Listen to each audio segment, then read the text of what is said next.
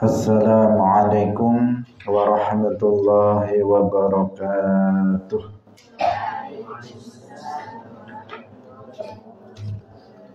Alhamdulillahi rabbil alamin. Lahu ni'matu wa lahul fadlu wa lahul thana'ul hasan.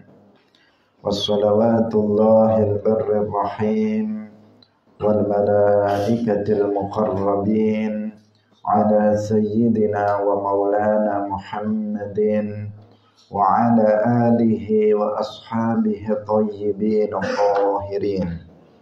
Allahumma la sahla illa ma ja'altahu sahla wa anta taj'alul hazna idza syi'ta sahla. Allahumma arzuqna al-ikhlasa fi niyyati wal qawli wal amal wa ba'du.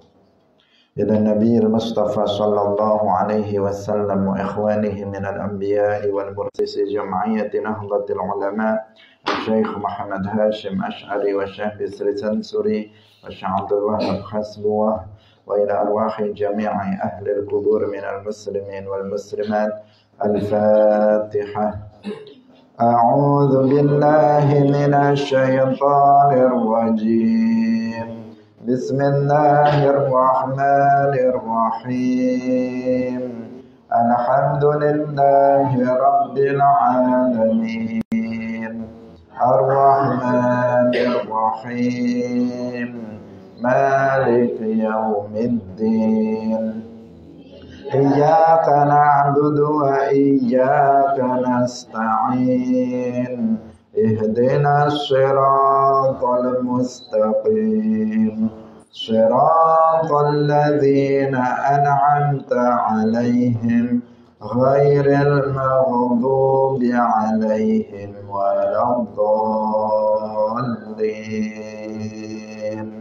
آمين. Hadirin hadirat kaum muslimin muslimat, pemirsa Madu TV rahimakumullah. Alhamdulillah, kita bersyukur kepada Allah Subhanahu wa taala pada pagi hari ini. Allah Subhanahu wa taala masih melimpahkan nikmat-nikmatnya, khususnya nikmat taufik, sehingga kita pagi hari ini bisa kembali melanjutkan ngaji kita dalam pengajian kitab Mukhtasar Ibn Abi Jamrah. Semoga Allah Subhanahu wa taala memberikan keistiqomahan kepada kita semuanya. Amin ya rabbal alamin. Salawat dan salam semoga tetap terlimpahkan kepada Nabi Agung Nabi Muhammad sallallahu alaihi wasallam, para sahabatnya, keluarganya, serta seluruh umat Islam yang mengikuti beliau ila yaumil qiyamah.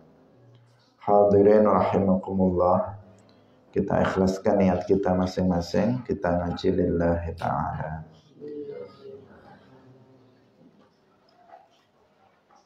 Kita sampai pada hadis 182. Qala al-muallif rahimahullahu ta'ala an Abi Qatadah radhiyallahu anhu qala qala Rasulullah sallallahu alaihi wasallam ar-ru'ya salihatu minallahi wal hulumu minasyaitani fa idza halama ahadukum hulman yakhafuhu falyabsuq an yasarihi wal yata'awwadh billahi min syarriha fa innaha la tadurruhu. An Abi Qatadah radhiyallahu anhu qala wasdawuh sapa Abu Qatadah qala wasdawuh sapa Rasulullah sallallahu alaihi wasallam ar-ru'ya utawi ngimpi as-salihatu kang bagus iku minallahi saking Allah wal hulumu lan utawi ngimpi mina iku kang Allah iku minasyaitani saking syaitan. Fa idza halama mongko tatkala ngimpi sapa ahadukum salah siji sira kabeh hulman au huluman, boleh dibaca hulman, boleh dibaca huluman. Huluman ing ngimpi ya khafuhu kang wedi ing sapa wong ing huluman, ya khafu kang wedi sapa ahadukum ing huluman, falyabsuk mangka becik itu sapa ahadukum an yasarihi sangking sisih kiwane ahadukum, wal yata'awwad lan becik jaluk perlindungan sapa ahadukum billahi kelawan Allah min syarriha sangking alane hulum. Fa innaha mongko satemene hulum iku la tadurruhu, ora bahayani apa hulum ing wong.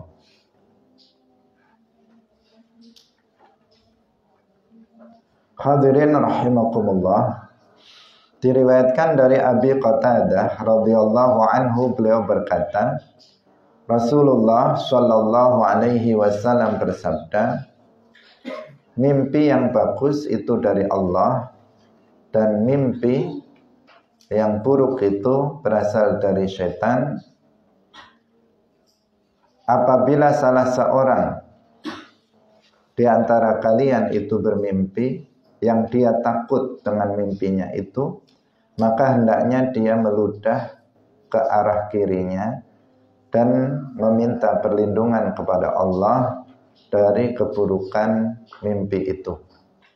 Fa innaha, karena sesungguhnya, maka sesungguhnya mimpi itu tidak akan membahayakannya. Hadirin rahimakumullah. Pertama perlu kita pahami bahwa penisbatan, di sini disebutkan dalam hadis, penisbatan mimpi yang buruk itu dikatakan minasyaiton, itu bukan alal haqiqah, karena segala sesuatu yang terjadi di alam semesta ini berupa kebaikan atau keburukan itu semuanya pada hakikatnya minallah, Allah subhanahu wa ta'ala yang menciptakannya. Mimpi yang baik, mimpi yang buruk itu semuanya minallah, artinya bi khalqillah, bi iradatillah, bi taqdirillah. Nah, semuanya terjadi dengan ciptaan Allah, terjadi dengan ketentuan Allah dan takdir Allah. Bukan syaitan yang menciptakannya, bukan syaitan yang menghendaki terjadinya, bukan syaitan yang mentakdirkannya, tetapi Allah subhanahu wa ta'ala. Tetapi dalam rangka untuk menjaga adab, kita menyebut bahwa sesuatu yang buruk itu dinisbatkan kepada selain Allah, tidak kepada Allah subhanahu wa ta'ala. Kalau seseorang mengatakan, terkadang diucapkan oleh sebagian orang, jika baik maka itu dariku, itu dari Allah. Dia mengatakan jika baik maka itu dari Allah, jika itu buruk maka itu dari diri saya pribadi. Mengucapkan seperti itu diperbolehkan dalam rangka untuk menjaga adab saja kepada Allah subhanahu wa ta'ala, bahwa dia tidak menyandarkan keburukan kepada Allah subhanahu wa ta'ala. Tetapi dalam keyakinan kita yang ada di dalam hati kita, kita meyakini bahwa kebaikan dan keburukan itu semuanya adalah dari Allah. Allah yang menciptakannya, Allah yang menghendaki terjadinya. Demikian juga di sini. Ketika dikatakan ar-ru'ya salihah minallah, kemudian al-hulumu minasyaiton, al-hulumu minasyaiton, itu bukan alal haqiqah seperti itu, tetapi dalam rangka untuk menjaga adab kepada Allah, tidak menisbatkan sesuatu yang buruk kepada Allah, tetapi kemudian dinisbatkan kepada syaitan. Itu, nah, penting untuk kita pahami agar tidak dipahami secara keliru. apabila seseorang memahaminya dengan pemahaman secara harfiah, kemudian meyakini bahwa keburukan itu setan yang menciptakannya, bukan Allah, maka ini akan menyimpang dari akidah ahli sunnah wal jamaah menjadi akidah Mu'tazilah. Akidah Mu'tazilah yang meyakini keyakinan qadariyah, mereka mengatakan kebaikan Allah yang menciptakan, sementara keburukan itu bukan Allah yang menciptakannya, tetapi makhluk itu yang menciptakannya. Ini keyakinan apa? Keyakinan yang batil, keyakinan yang menyimpang. Dalam Al-Quran sangat banyak sekali ayat-ayat Al-Quran yang menegaskan bahwasanya Allah Subhanahu wa Ta'ala adalah pencipta segala sesuatu. Wa khalaqa kulla syai'. Hal min khaliqin ghairullah. Artinya tidak ada pencipta selain hanya Allah Subhanahu wa Ta'ala. Wallahu khalaqakum wa ma ta'malun. Allah yang telah menciptakan kalian dan Allah juga yang menciptakan perbuatan kalian. Bahwa Allah yang menciptakan keburukan juga ada nas di dalam Al-Quran. Qul a'udzu birabbil falaq min syarri ma khalaq. Min syarri ma khalaq, dari keburukan sesuatu yang telah diciptakan oleh Allah. Berarti keburukan juga Allah yang menciptakannya. Dalam doa kunut kita membaca wa qini syarra ma qadait, dan jagalah aku ya Allah dari keburukan yang telah Engkau ciptakan. Nah, di sini sangat jelas bahwa keburukan Allah Subhanahu wa Ta'ala yang menciptakannya, bukan makhluk, bukan syaitan yang menciptakan keburukan, tetapi Allah Subhanahu wa Ta'ala yang menciptakan keburukan. Tetapi dalam rangka adab kepada Allah, kita tidak menisbatkan keburukan kepada Allah. Dalam ucapan kita mengatakan di sini seperti yang dicontohkan di sini, dikatakan al-hulumu minasyaiton. Hadirin rahimakumullah. Pada hakikatnya keduanya Allah yang menciptakannya. Ketika ar-ru'ya salihah, mimpi yang baik itu dinisbatkan, diidhafahkan kepada Allah, maka itu litasyrif, untuk memuliakan. Sementara ketika dinisbatkan keburukan itu dinisbatkan kepada syaitan, karena memang di sini di antara sifat syaitan itu adalah berbohong. Syaitan itu makhluk dari bangsa jin, di mana mereka itu disebut sebagai akdzabu khalqillah, sebagai makhluk Allah Subhanahu wa Ta'ala yang paling pembohong, yang paling pendusta, yang suka bohong, itu syaitan. Sehingga ketika ketika ada mimpi, mimpi seseorang yang mimpi itu adalah mimpi buruk, dinisbatkan kepada syaitan, karena memang syaitan itu suka berbohong, sehingga mimpi tersebut tidak selalu mimpi itu adalah mimpi yang kemudian tidak benar. Mimpi yang tidak benar. Ini pertama yang perlu untuk kita pahami agar tidak menyimpang, menyeleweng di dalam memahami hadis ini. Disebutkan dalam hadis ini, Rasulullah Shallallahu Alaihi Wasallam bersabda, mimpi yang bagus, artinya mimpi yang benar, itu minallah. Sedangkan al-hulum atau al-hulmu, boleh dibaca al-hulum atau al-hulmu, itu adalah minasyaiton, gangguan daripada syaitan.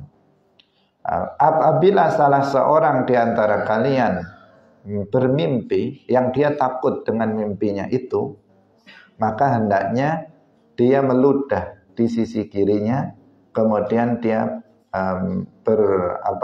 berta'awud, meminta perlindungan kepada Allah Subhanahu wa taala dari keburukan mimpi yang buruk itu. Mungkin di antara kita sering bermimpi mimpi yang buruk, entah dikejar-kejar maling atau kok malah malingnya yang ngejar-ngejar, entah dikejar-kejar penjahat atau mungkin mimpi mati atau mimpi ada hantu dan sebagainya. Mimpi yang buruk, pokoknya mimpi yang tidak menyenangkan. Ketika dia terbangun dari mimpinya, maka adabnya dia meludah ke sisi kirinya. Nah, tentu saja kalau tidak di kamar, kalau bersih kamarnya masa diludahi. Nah, bisa meludah misalnya di tisu atau yang lainnya, tetapi dia meludah ke sisi kirinya, kemudian dia meminta perlindungan kepada Allah. Nah, meminta perlindungan kepada Allah dari keburukan mimpi tersebut agar mimpi tersebut tidak terjadi. Nah, dan dengan seperti itu insya Allah, dengan kehendak Allah, maka mimpi itu tidak akan membahayakan kepada dirinya dan tidak perlu diceritakan kepada orang lain. Misalnya tadi mimpi dikejar-kejar anjing, nggak usah diceritakan kepada orang lain. Atau mimpi misalnya dibunuh oleh seseorang atau diperlakukan buruk oleh seseorang, maka nggak usah diceritakan kepada orang lain. Tetapi kalau mimpi yang baik, maka boleh diceritakan kepada orang lain. Nah, mimpi yang baik. Apalagi kalau mimpinya itu mimpi yang merupakan busyra, kabar gembira untuk dia. Misalnya dia bermimpi melihat Rasulullah Shallallahu Alaihi Wasallam, maka itu boleh diceritakan dalam rangka tahaddusan bin ni'mah. Tahaddusan bin ni'mah yaitu menceritakan nikmat yang Allah anugerahkan kepada dia. Karena bermimpi melihat Nabi itu memang melihat Nabi sesungguhnya, dengan sesungguhnya, berdasarkan hadis Rasulullah Shallallahu Alaihi Wasallam, man ra'ani fil manami faqad ra'ani haqqan. Barang siapa yang telah melihatku dalam mimpinya, maka dia benar-benar telah melihatku dengan sebenar-benarnya. Artinya apa? Dia dia telah melihat Rasulullah Shallallahu Alaihi Wasallam, dan itu adalah kabar gembira bagi dia bahwa dia akan mati dalam keadaan husnul khatimah. Seperti sabda Rasulullah Shallallahu Alaihi Wasallam, man ra'ani fil manami fasayarani yaqadatan. Barang siapa yang melihatku dalam tidurnya, maka dia akan melihatku dalam keadaan jaga, dalam keadaan tidak tidur. Dan itu menunjukkan bahwa dia nanti akan mati dalam keadaan beriman, dalam keadaan husnul khatimah. Nah, yang seperti itu boleh untuk diceritakan kepada orang lain. Niatnya bukan untuk sombong, tetapi niatnya adalah tahaddusan bin ni'mah, untuk menceritakan nikmat yang Allah anugerahkan kepada kita. Hadirin rahimakumullah. Dengan kita melakukan tadi, kita meludah ke sisi kiri, kemudian kita meminta perlindungan kepada Allah, a'udzubillahi minasyaitonir rajim misalnya, atau kita mengatakan wa'iyadu billah, artinya aku meminta perlindungan kepada Allah dari syaitan ini, mimpi yang buruk yang berupa gangguan syaitan yang berupa mimpi buruk itu, maka insya Allah Subhanahu wa taala akan melindungi dia, dan dia tidak mimpi itu tidak akan membahayakan pada dirinya. Hadirin rahimakumullah, dan mimpi tidak selalu memiliki makna. Tidak semua mimpi itu bisa ditafsirkan. Ada mimpi-mimpi yang bisa ditafsirkan, ada yang mimpi-mimpi yang tidak bisa ditafsirkan. Artinya dia hanya semacam Orang menyebutnya sebagai bunga tidur saja. Mungkin kebanyakan tidur, siang, malam tidur saja. Sehingga dia mimpi bermacam-macam. Ada juga mimpi yang bisa ditafsirkan, tetapi yang menafsirkannya juga tidak sembarangan orang. Mengetahui tafsir mimpi itu termasuk minal ilmi ladunni, termasuk ilmu ladunni yang tidak semua orang bisa melakukannya. Tidak hanya sekedar kita membaca buku tafsir mimpi, kemudian kita bisa memaknai bahwa mimpi dia itu seperti ini. Hanya sekedar dia mimpi melihat ular, oh kamu berarti sedang dikejar-kejar cowok misalnya, atau dikejar-kejar oleh cewek misalnya, karena kamu mimpi melihat ular, dikejar ular lagi. Tidak begitu, tidak seperti itu. Kita melihat buku tafsir mimpi, kemudian mimpi orang kita terjemahkan, mimpi orang kita tafsirkan. Enggak. Tetapi mengetahui tafsir mimpi ini termasuk ilmu ladunni yang diberikan kepada orang-orang tertentu saja, orang-orang bertakwa, orang tertentu. Dari kalangan para nabi yang terkenal dengan keahliannya dalam menafsirkan mimpi, Nabi Yusuf alaihissalam. Nabi Yusuf alaihissalam yang menafsirkan mimpi 2 orang yang ada di dalam penjara. Dan semuanya terjadi sesuai dengan penafsiran Nabi Yusuf alaihissalam. Kemudian beliau juga diminta oleh raja untuk menafsirkan mimpi sang raja. Kemudian di kalangan para ulama terkenal ada Ibnu Sirin yang beliau juga memiliki ilmu ladunni berupa bisa memahami dan bisa menafsirkan mimpi seseorang. Bukan sembarangan. Jangan kamu nanti mimpi terus tanya ke saya apa maknanya. Saya nggak tahu dan bukan ahlinya untuk menafsirkan mimpi seseorang. Apalagi sampai dipercaya, kemudian ngomong, kemudian dipercaya, kemudian kamu menjadi gembira karenanya atau menjadi takut karena mendengar penafsiran mimpi seseorang. Hadirin rahimakumullah. Kita lanjutkan pada hadis yang berikutnya. An Abi Hurairah radhiyallahu anhu anna Rasulullah sallallahu alaihi wasallam qala. Saat temani Rasulullah sallallahu alaihi wasallam bersabda. Qala ustawu sapa Rasulullah, man qala man utai sapane wong iku qala ngucap sapa wong. La ilaha illallah wahdahu la syarika lah.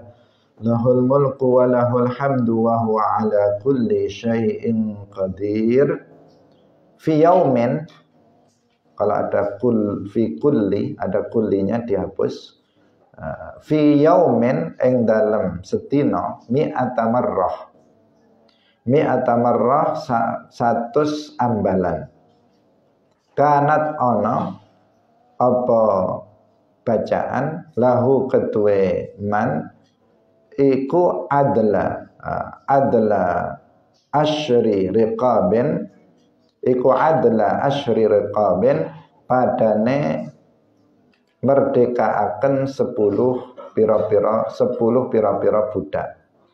Wa kutiba, diberi tak ya, wa kutibat, memang ada riwayat yang wa kutiba, tetapi yang ini itu ada ta'ut ta'nisnya. Wa kutibat seperti belakangnya wa muhiyat, karena fa'il naibul fa'ilnya mi'atu hasanah muannas. Wa kutibat lahu mi'atu hasanah, wa kutibat lan den tetepaken lahu ketue man apa mi'atu hasanatin 100 kebagusan. Wa muhiyat lan den hapus anhu saking man apa mi'atu sayyi'atin 100 kealanan. Wa kanat lan ono apa wajan la ilaha illallah dan seterusnya lahu ketue man iku hirzan dadi tameng minasyaitani saking syaitan. Yaumahu ing dalam dinane man zalika ya mangkono-mangkono dina. Hatta yumsiya sehingga sore sapa man. Walam ya'ti lan ora teka sapa ahadun wong suci bi afdhala kelawan kang luwih utama mimma saking barang jaa kang teka sapa man bihi kelawan ma. Illa ahadun kejaba wong suci amila kang lakoni sapa man aksara ingkang luwih akeh min dzalika saking mangkono-mangkono 100 ambalan. Diriwayatkan dari Abi Hurairah radhiyallahu anhu bahwa Rasulullah sallallahu alaihi wasallam bersabda, barang siapa yang membaca la ilaha illallah wahdahu la syarika lah lahul mulku wa lahul hamdu wa huwa ala kulli syai'in qadir. Bacaannya itu la ilaha illallah wahdahu la syarika lah lahul mulku wa lahul hamdu wa huwa ala kulli syai'in qadir. Itu bacaannya berapa kali? Dalam sehari 100 kali. Dalam sehari 100 kali. Maka pahalanya itu serupa dengan memerdekakan 10 budak. Ditulis untuknya 10 kebaikan dan dihapus darinya 100 keburukan. Dan pada hari itu dia akan dijaga dari gangguan syaitan sampai dengan sore hari. Dan tidak ada seorang pun yang datang dengan sesuatu yang lebih utama dari apa yang dia lakukan itu, kecuali seseorang yang melakukannya lebih banyak dari itu. Hadirin rahimakumullah, ini ada sebuah amalan yang penting untuk kita amalkan.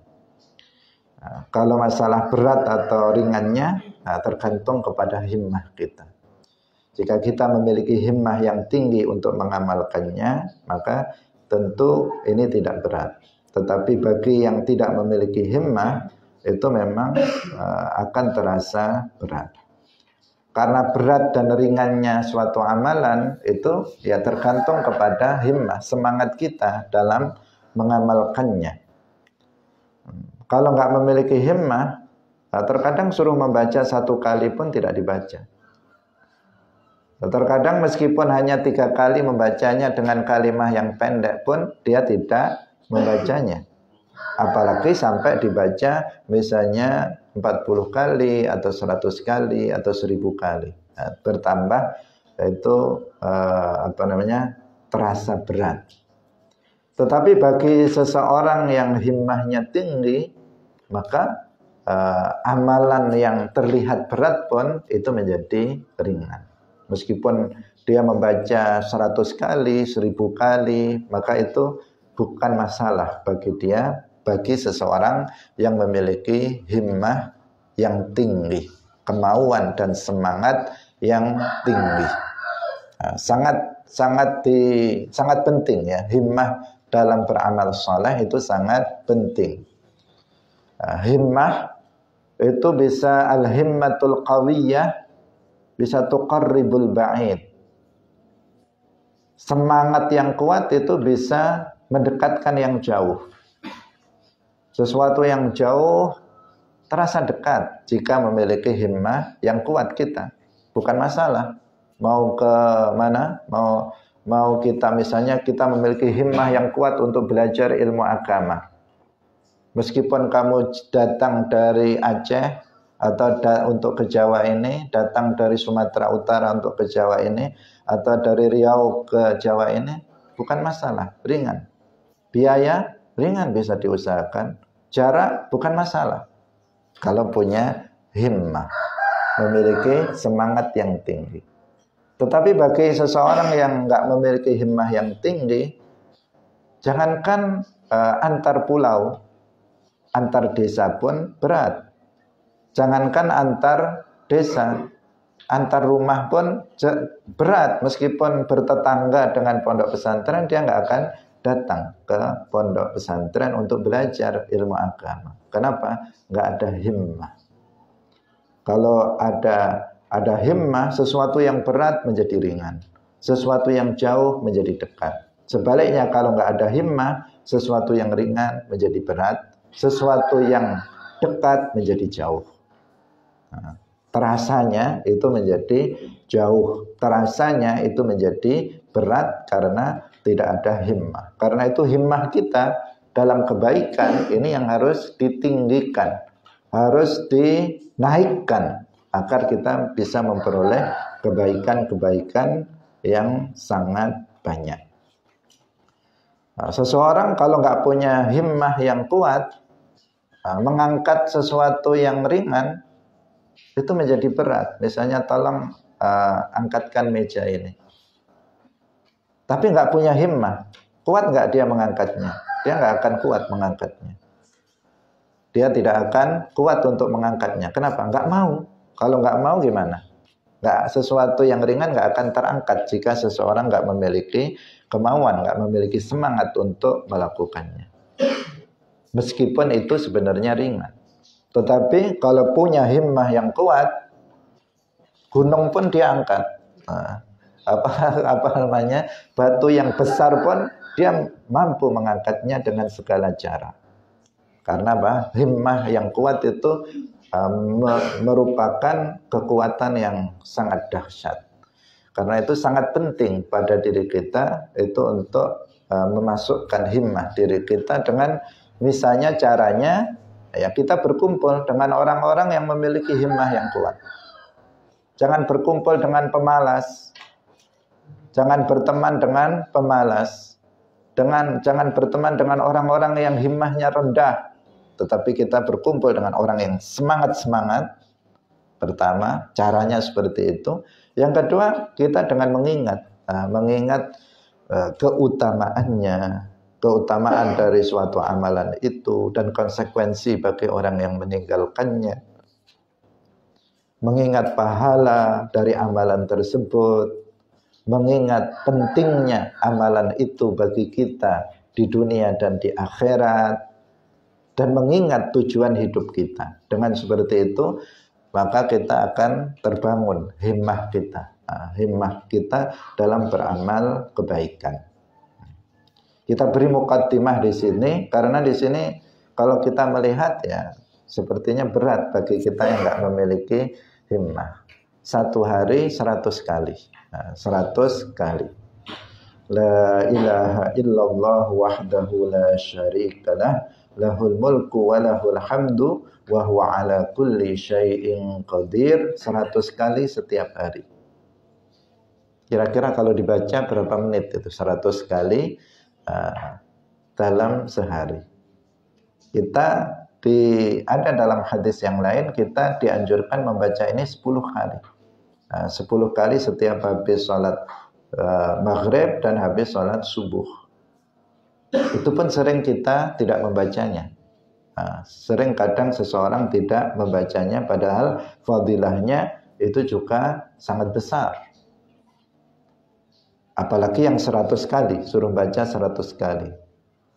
Lebih terasa berat lagi seseorang untuk mengamalkannya. Tetapi tadi kita beri muqaddimah, kalau seseorang memiliki himmah, ini bukan sesuatu yang sulit. Buktinya banyak orang yang melakukannya, bahkan lebih banyak dari ini. Orang yang membaca wirid sampai ribuan kali, atau bahkan ada orang yang membaca wirid sepanjang hari. Di tengah-tengah aktivitasnya dia terus berzikir, ada. Semuanya tergantung kepada himmah kita. Dan kalau kita tahu fadilahnya dan percaya, yakin, dan memang kita wajib yakin karena ini sudah didawuhkan oleh Rasulullah Shallallahu Alaihi Wasallam. Pahalanya itu pertama serupa dengan memerdekakan budak 10 budak. Sangat besar ini pahalanya. Memerdekakan satu budak saja sesuatu hal yang luar biasa pahalanya. Apalagi di sini pahalanya sebanding dengan memerdekakan 10 budak. Dia akan dicatat untuknya 100 kebaikan. Dihapus darinya 100 keburukan. Dan pada hari itu sampai sore dia akan dijaga dari gangguan syaitan. Itu fadilah, keutamaan dari membaca ini. La ilaha illallah wahdahu la syarikalah, lahul mulku wa lahul hamdu wa huwa ala kulli syai'in qadir. 100 kali. Nah, dikatakan nggak ada seseorang yang dia melakukan hal yang lebih utama dari ini kecuali orang yang melakukannya lebih dari itu. Kalau dia membacanya 1000, tentu dia lebih utama dari yang membacanya 100. Kalau dia membacanya 2000 kali, maka dia akan lebih utama dari yang membacanya 1000 dan seterusnya. Nah, hadirin rahimakumullah. Nah, seorang mukmin tentu dia akan memanfaatkan, seorang mukmin kamil, maksudnya seorang mukmin yang sempurna, tentu dia akan memanfaatkan semua peluang untuk bisa mendapatkan pahala yang sebanyak-banyaknya. Setiap peluang maka dimanfaatkan sebaik-baiknya demi untuk meraih pahala sebanyak-banyaknya. Nah, memang perkara yang paling utama dan tidak boleh kita tinggalkan adalah perkara-perkara yang wajib. Itu benar. Perkara yang wajib. Jangan sampai kita meninggalkannya. Tetapi bukan berarti amalan yang sunnah itu diremehkan atau tidak dilakukan sama sekali. Hendaknya kita mulai untuk belajar juga mengamalkan amalan-amalan yang sunnah, apalagi amalan ringan dengan pahala yang sangat besar, yang itu nanti akan bermanfaat untuk akhirat kita. Kita lanjutkan pada hadis berikutnya. Jadi ini amalan untuk kalian dari Nabi.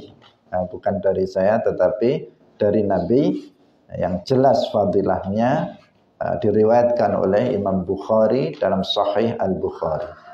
Nah, artinya bukan main-main tetapi sesuatu hal yang pasti dari sisi pahalanya, tentu semuanya dilandaskan lillahi ta'ala dalam mengamalkannya. An Abdullah bin Amr radhiyallahu anhuma qala ukhbira wasdan awah khabar sapa Rasulullah sallallahu alaihi wasallam anni satamna ingsun iku aqulu ngucap sapa ingsun. Siapa? Abdullah ibnu Amr.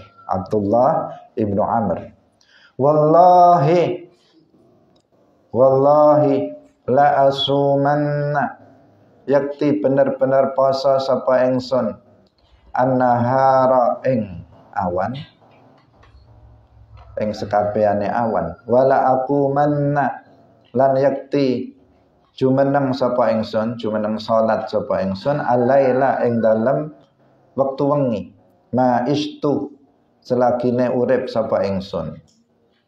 Faqala nuli dawuh sapa Rasulullah sallallahu alaihi wasallam anta alladzi taqul, anta utawi sira alladzi kang taqulu kang ngucap sapa sira wallahi la asumanna nahara wala aqumanna laila ma istu. Qultu ngucap sapa ingsun qad qultuhu, teman-teman wis ngucapaken sapa ingsun ing ucapan iku. Qala dawuh sapa Kanjeng Nabi innaka la tastati'u dzalika, innaka satemene sira iku la tastati'u ora kuasa sapa sira dzalika ing mangkono-mangkono iku. Fasum mangka poso sira wa aftir lan mukela sapa sira wa qum lan jumeneng salat sapa sira wa nam lan turu sapa sira wasum lan poso sira minasyahri saking wulan salasata ayyamin ing 3 pira-pira dina Fa innal hasanata mongko sak temene kebagusan iku bi asyri amsalha kelawan 10 pira-pira padane hasanah. Wa dzalika lan utahe mangkono-mangkono poso salasata ayyam iku mislu siyami syahri padha pahalane padha karo poso setahun. Fakultu mangko ngucap sapa ingsun inni satemene ingsun iku kuasa sapa ingsun afdhala ingkang luwih utama min dzalika saking mangkono-mangkono poso 3 dina. Qala dawuh sapa Kanjeng Nabi fasum mangko poso sira yauman ing dalem sedina wa aftir lan mukela sapa sira yaumaini ing dalem 2 dina. Faqultu inni ngucap sapa ingsun inni satemene ingsun iku kuasa sapa ingsun afdhala kang ingkang luwih utama min zalika saking mangkono-mangkono iku.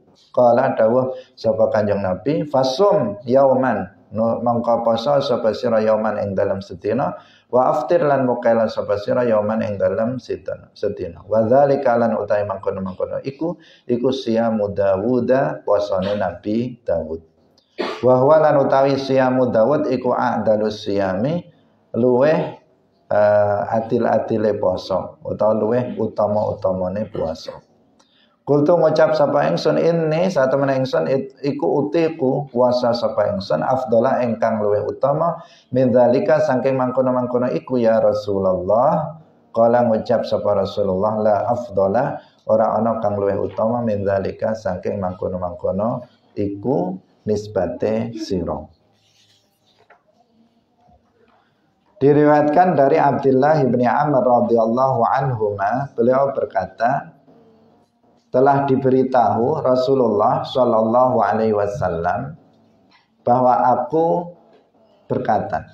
Jadi Nabi mendengar ucapan aku. Jadi ucapan saya yang pernah saya ucapkan itu sudah didengar oleh Nabi, sudah sampai kepada Nabi. Apa ucapannya? Bahwa aku mengatakan wallahi benar-benar aku akan puasa setiap hari dan aku akan sholat malam setiap malam selama saya hidup. Nah, ketika Nabi mendengar itu, kemudian Nabi bertanya kepada dia, Abdullah bin Amr. Nabi bertanya, benarkah kamu yang mengatakan bahwa wallahi aku akan puasa setiap hari dan aku akan sholat malam setiap malam sepanjang hidup? Apakah kamu yang mengatakannya? Kemudian Abdullah bin Amr mengatakan, ya wahai Rasulullah, aku yang telah mengucapkannya. Kemudian Nabi mengatakan, kamu gak akan mampu itu. Puasalah kamu satu hari, kamu puasalah dan tidak puasa. Kamu bangun malam untuk sholat dan kamu juga tidur. Artinya jangan puasa terus. Ya kadang puasa, kadang enggak. Kadang sholat malam, kadang juga enggak. Kadang tidur. Wasum, maka ini yang kamu amalkan, kamu puasalah dalam 1 bulan itu 3 hari. Karena kebaikan itu dilipat gandakan 10 kali lipat. Dan itu berarti dengan puasa 3 hari itu sudah sama dengan puasa 1 tahun. Kalau 3 hari kali 10, berapa 3 kali 10? 30. Kalau setiap hari berarti kan puasa, kalau setiap bulan itu 30 berarti kan puasa 1 bulan.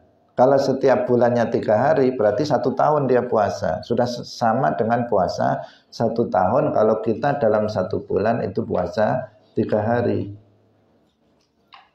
Kemudian Abdullah bin Amr mengatakan, wahai Rasulullah, saya kuat, lebih dari itu saya kuat. Puasa lebih dari 3 hari tiap bulan saya kuat.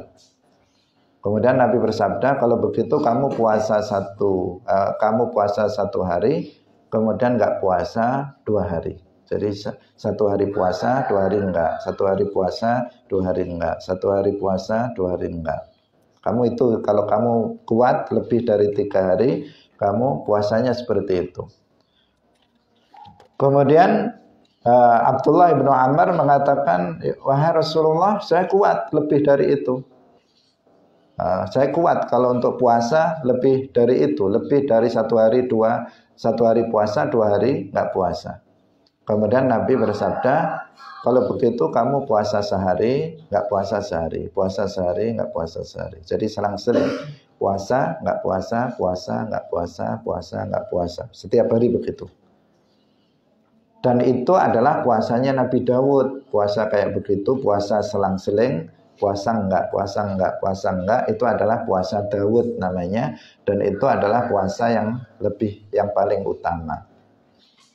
Kemudian aku mengatakan, wahai Rasulullah, aku masih kuat, lebih dari itu saya juga kuat untuk puasa lebih dari itu.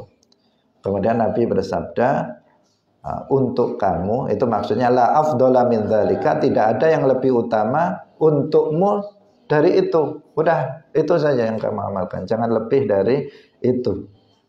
Itu maksudnya apa? Untuk Abdullah bin Amr, bukan berarti puasa setiap hari nggak boleh. Tetapi untuk Abdullah bin Amr, cukup kamu itu puasa sehari, nggak puasa sehari. Puasa Dawud, kamu itu puasa Dawud. Hadirin yang dirahmati oleh Allah Subhanahu wa ta'ala. Jadi hadis ini menjelaskan kepada kita bahwa kalau amalan itu amalan yang wajib, tentu harus kita laksanakan semuanya. Semuanya harus kita laksanakan tanpa kita menguranginya sedikit pun. Tetapi jika amalan itu amalan yang sunnah, maka hendaknya kita melakukannya sesuai dengan kemampuan kita. Kita melakukannya sesuai dengan kemampuan kita. Kalau yang wajib harus dilaksanakan, bukan melakukannya sesuai dengan kemampuan kita. Ketika Allah mewajibkan, artinya kita mampu. Artinya kita mampu untuk melaksanakannya. Maka nggak boleh seseorang mengatakan, misalnya kalau kamu nggak bisa sholat 5 kali dalam sehari, ya udah cukup sholat maghrib sajalah. Untuk awal-awal ini kamu sholat maghrib, yang lain nggak apa-apa. Nggak boleh mengatakan seperti itu. Kalau kamu nggak mampu 5 kali sholat, ya kamu sholat dua kali sholat aja lah. Nanti ditambah kalau sudah kuat. Mengatakan seperti itu nggak boleh. Atau seseorang mengatakan, misalnya puasa Ramadan, wajib 1 bulan penuh. Kemudian dia mengatakan kalau kamu nggak bisa puasa 1 bulan penuh, ya puasa sehari, puasa enggak, sehari puasa, sehari enggak, itu aja lah, daripada enggak katanya. Atau kalau kamu enggak kuat puasa sampai maghrib, sampai asar aja lah, itu bukan puasa kalau sampai asar. Atau sampai beduk, itu bukan asar. Bukan puasa. Puasa itu ya dari subuh sampai maghrib. Kalau yang wajib nggak boleh seperti itu. Kalau yang wajib, semuanya wajib untuk dilaksanakan tanpa boleh dikurangi sedikit pun. Itu perkara yang wajib. Meskipun dalam pelaksanaannya sesuai dengan kemampuan. Sesuai dengan kemampuan itu bagaimana? Kalau dia nggak mampu berdiri, ya dia sholatnya dengan duduk misalnya, dan seterusnya. Itu yang dikatakan sesuai dengan kemampuan. Kalau seseorang puasa kemudian dia sakit, ya dia boleh untuk tidak puasa nanti, tapi dia wajib untuk qadha ketika dia sudah setelah hari raya, ketika dia sehat, dia mengqadhanya. Itu yang dimaksud sesuai dengan kemampuan, bukan berarti kemudian dikurangi kewajiban itu dari yang semestinya. Itu kalau amalan yang wajib.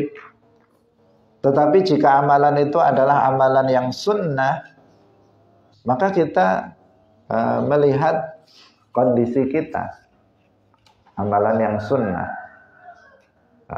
Seperti yang di sini disebutkan, Abdullah bin Amr itu dia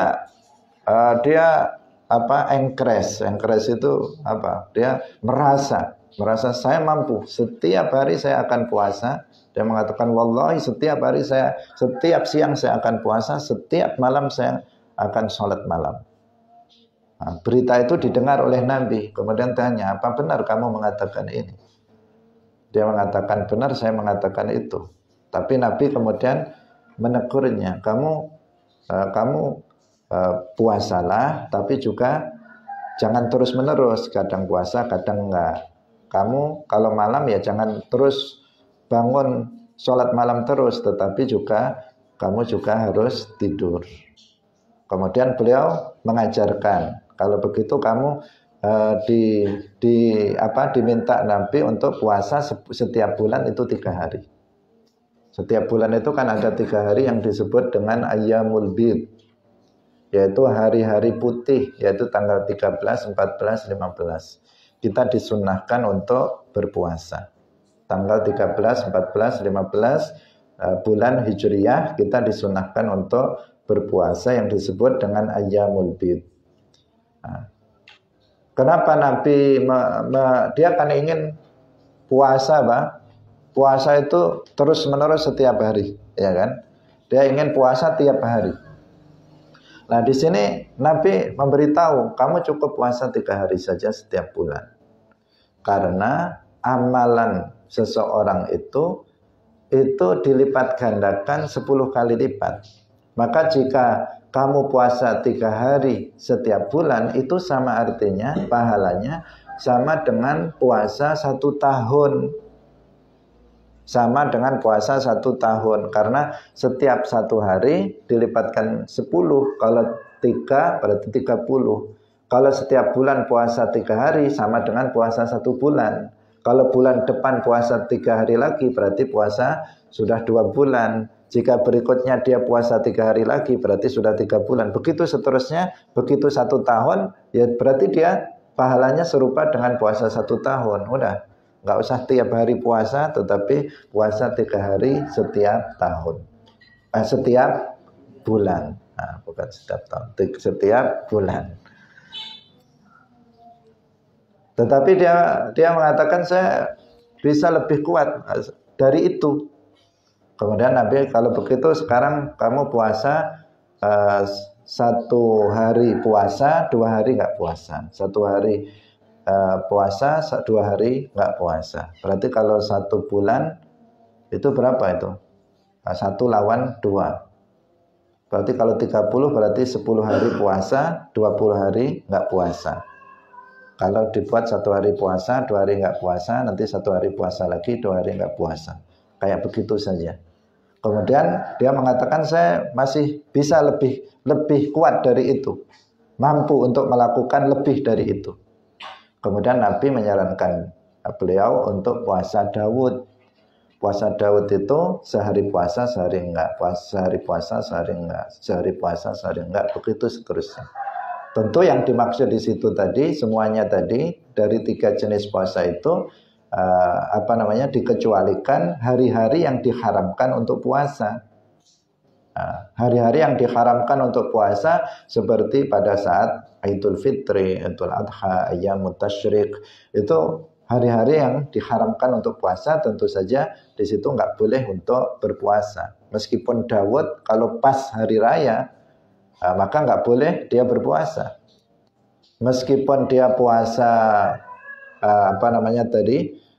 sehari puasa 2 hari nggak puasa, tapi kalau pas ayyamut tasyrik maka dia nggak boleh puasa. Ini yang dimaksud adalah di hari-hari selain hari-hari yang diharamkan untuk berpuasa. Hadirin rahimakumullah, Nabi mengatakan puasa Daud ini dikatakan a'dalu as-siyam. Dalam riwayat yang lain afdhalus siyam, termasuk puasa yang lebih utama, yang paling utama. Artinya puasa sunnah yang paling utama. Kemudian Abdullah ibnu Amr mengatakan saya bisa lebih kuat. Artinya saya kuat kalau lebih dari itu puasanya, saya kuat.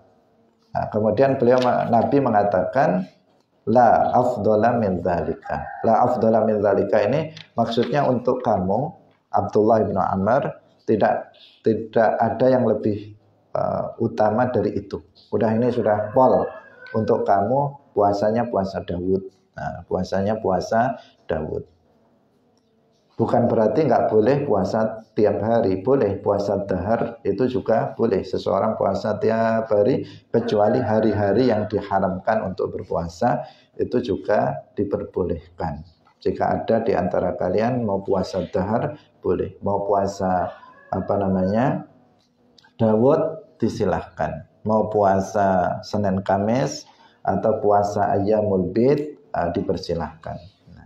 Semuanya sesuai dengan kemampuan kita masing-masing. Tetapi tadi kita sebutkan kalau kita memiliki himmah yang tinggi, maka memang seperti ini. Abdullah bin Amr, himmahnya untuk beramal soleh sangat tinggi, sehingga dia memiliki keinginan puasa tiap hari selama hidupnya. Sholat malam tiap malam selama hidupnya. Itu yang himmahnya luar biasa. Kamu pernah nggak punya himmah kayak gitu? Saya niat tiap hari puasa, atau puasa saya niat puasa Senin Kemis, atau saya niat untuk berazam untuk puasa Daud. Hendaknya kita santri itu juga tirakat, ya. Tirakat santri itu juga puasa juga. Jangan terlalu banyak makan. Kadang ada santri mondok tambah gemuk, bukan tambah kurus. Dulu waktu datang itu kurus, begitu mondok 1 bulan sudah gemuk dia. Ini berarti di pondok makan terus.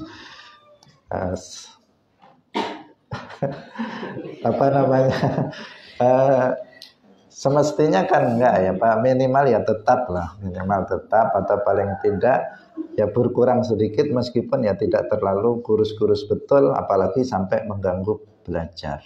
Nah, kalau sampai kemudian lapar, kemudian waktu belajar terganggu, itu ya tidak layak. Artinya dia melakukan sesuatu yang sunnah, kemudian mengorbankan sesuatu yang wajib. Nah, ketika dia waktunya belajar, menghafal, dia loyo, lemas, kemudian dia tidur saja sepanjang hari karena puasa alasannya, kemudian dia nggak mau belajar. Itu ya keliru, yang seperti itu keliru. Nah, jadi kita melihat kondisi diri kita masing-masing. Kalau kita dengan puasa tambah sehat, tambah semangat, maka puasa saja. Nah, biar lebih, pertama mendapatkan pahala, kemudian badan lebih sehat, kemudian kita juga bisa menjalankan kewajiban thalabul ilmi dengan lebih baik. Hadirin rahimakumullah, waktunya sudah lewat, semoga bermanfaat bagi kita semuanya. Barakallahu fikum, wallahul muwaffiq ila aqwamit thoriq. Wassalamualaikum warahmatullahi wabarakatuh.